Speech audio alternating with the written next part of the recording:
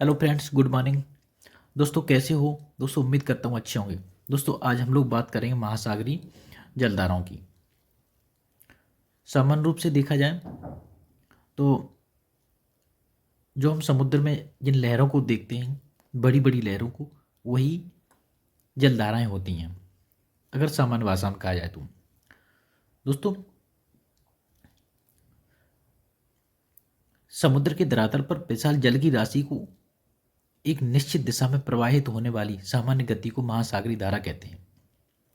कहने का तात्पर्य है समुद्र में पानी की गतिशीलता से है। कहने का तात्पर्य समुद्र में पानी की गतिशीलता से है, जो एक निश्चित समय और निश्चित दिशा में प्रवाहित होता है। दोस्तों इनकी गति 2 से 10 किलोमीटर प्रति घंटा तक होती है।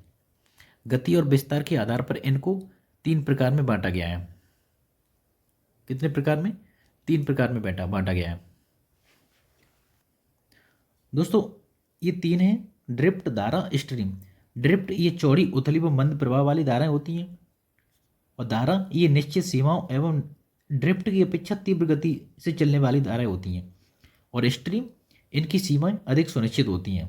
ये एक इनकी सीमाएं अधिक सुनिश्चित का मतलब है जिस दिशा में चलती हैं उनकी ये टाइम और स्थिति इनकी निश्चित होती है, जिसमें विशाल समुद्री जल राशि एक निश्चित दिशा में 88 किलोमीटर प्रति घंटे की दर से आगे की ओर प्रवाहित होती हैं। दोस्तों भौतिक गुणों के आधार पर इन धाराओं को 2 भागों में बांटा गया है, एक ठंडी जलधारा और एक गर्म जलधारा। ठंडी जलधारा और गर्म जलधारा। दोस्तों अब ये ठंडी जलधारा और गर्म जलधारा ये बनती कैसी हैं, अब हम इनको समझेंगे। दोस्तों अगर थोड़ा सा ध्यान देंगे तो अब मुझे उम्मीद है आपको निश्चित रूप से ये बात समझ में आएगी। दोस्तों ये हमारी पृथ्वी है, दिख रही है हम लोगों को पृथ्वी। पृथ्वी पे ये उत्तरी अमेरिका है, ये दक्षिणी अमेरिका है, ये एशिया है, ये अफ्रीका, सॉरी ये एशिया, ये यूरोप और ये अफ्रीका। ठीक है, ऑस्ट्रेलिया नीचे है। दोस्तों इस हमारी पृथ्वी पर 3 काल्पनिक रेखाएं खींची गई हैं: कर्क रेखा, भूमध्य रेखा और मकर रेखा। दोस्तों ये भूमध्य रेखा को ही विषुवत रेखा बोलते हैं। अब हम ये बात समझेंगे कि भूमध्य रेखा जो होती है, इस भूमध्य रेखा पर सूर्य हमेशा, सूर्य मतलब एक ईयर में 2 बार लंबवत चमकता है। हमारे सिर के ऊपर या शीर्ष पर 2 बार चमकता है। मुझे पता है अगर 2 बार शीर्ष पर चमकेगा तो यहाँ तापमान अधिक होगा। ठीक है, वहीं पर देखा जाए अगर ध्रुवों की तरफ, दोस्तों ये उत्तरी ध्रुव, ये दक्षिणी ध्रुव, ये ध्रुव हैं। अगर ध्रुवों पर देखा जाए तो ये क्या होता है कि ध्रुवों पर सूर्य शीर्ष चमकने की बजाय क्षैतिज स्थिति में ज़्यादा चमकता है, कम भी चमकता है और क्षैतिज ही ज़्यादा चमकता है। तो यहाँ पे क्या होगा कि यहाँ पे तापमान कम होगा और भूमध्य रेखा पर तापमान अधिक होगा। अब सीधी सी बात है कि अगर भूमध्य रेखा से जो भी जल धाराएं चलेंगी ध्रुवों की तरफ, उत्तरी ध्रुव हो चाहे दक्षिणी ध्रुव, तो वो कैसी धाराएं होंगी? वो गर्म होंगी निश्चित रूप से। और जो ध्रुवों से भूमध्य रेखा की तरफ जो जल धारा चलेंगी वो कैसी होंगी? वो निश्चित रूप से ठंडी होंगी। दोस्तों मुझे उम्मीद है ये बात आप लोगों को समझ में आई होगी। तो चलिए अब हम इन धाराओं को मैप पे देखेंगे एक एक करके।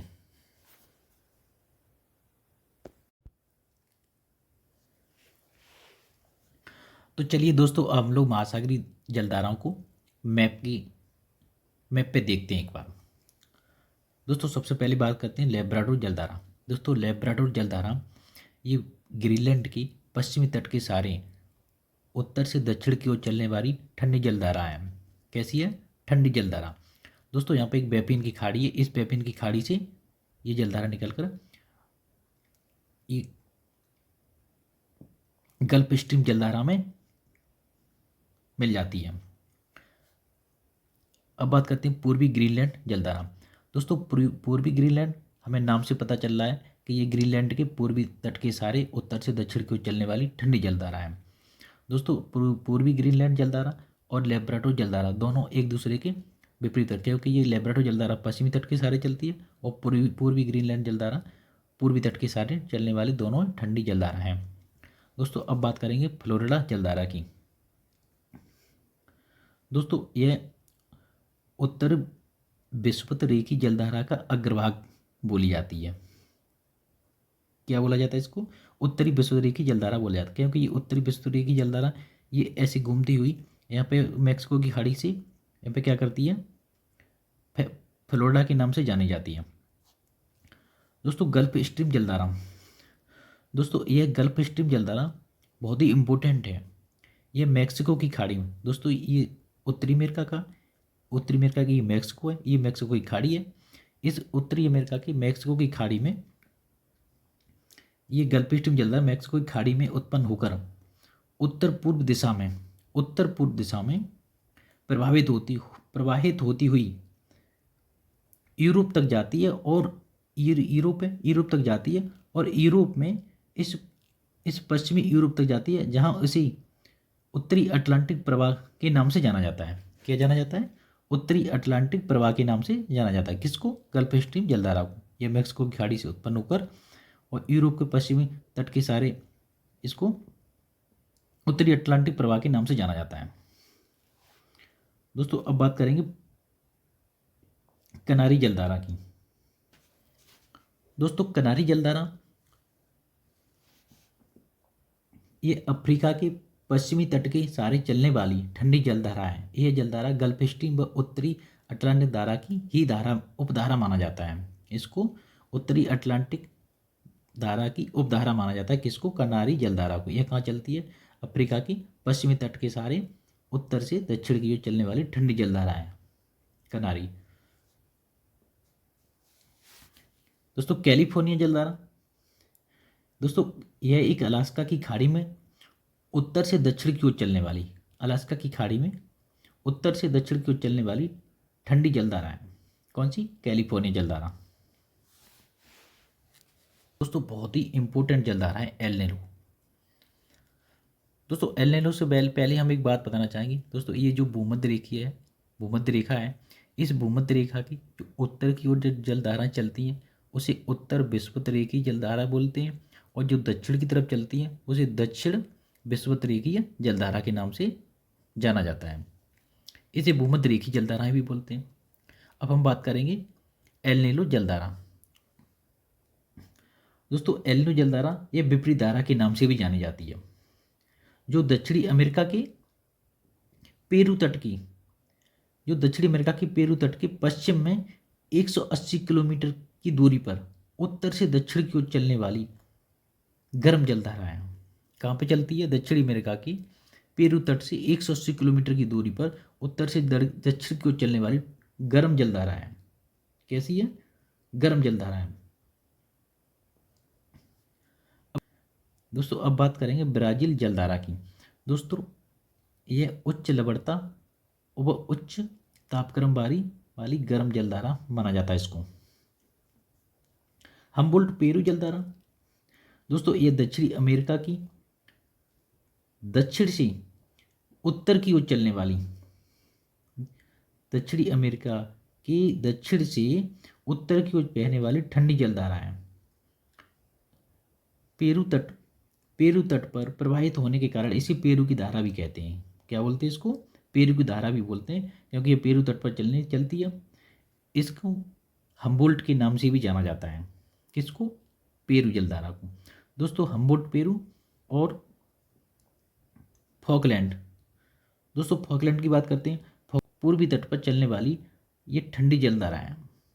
दोस्तों हम्बोल्ट पेरू जलधारा और फॉकलैंड जलधारा दोनों एक दूसरे के विपरीत पड़ती हैं, क्योंकि हम्बोल्ट पेरू ये पश्चिमी तट पर चलती है और फॉकलैंड जलधारा पूर्वी तट पर चलती है।